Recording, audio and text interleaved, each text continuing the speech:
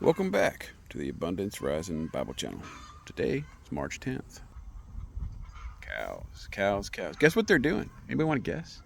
Eating, like always. Let's see if we see them eating one more time. That one's trying to eat the metal. It's scratching. They're eating down there. Okay, after reflecting on my Bible today, something came to mind, right? What am I teaching my sons? And as I have 9 sons, what am I saying to my sons? So dads out there, right? My kids and grandkids. When something happens in your life, do you take credit for it or does God get credit for it? Also, too, when something happens in your life and God comes through in a big way, are we articulating that to our kids? Are we showing them, like, hey, here's where God showed up?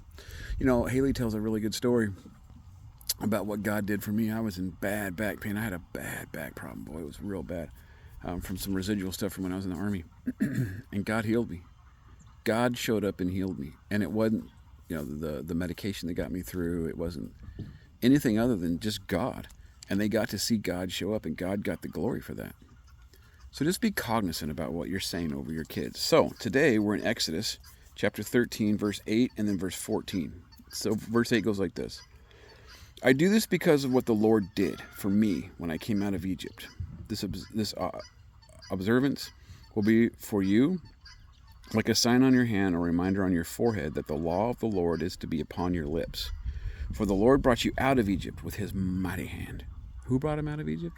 Wasn't like Moses, like, dude, I did this. No, man. 14. In the days to come, when your son asks you, what does this mean? Talking about the Passover.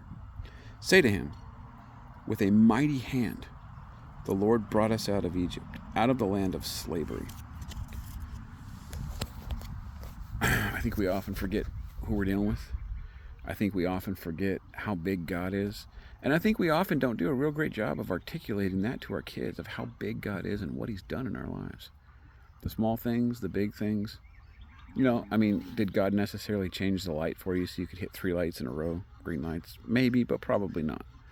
But God shows up, he shows out. And we have to make sure that we're articulating that down to our kids, to our sons and daughters, to explain to them the mighty hand of God, what it looks like. Kids and grandkids, this one's for you. Thanks for stopping by. Think about it.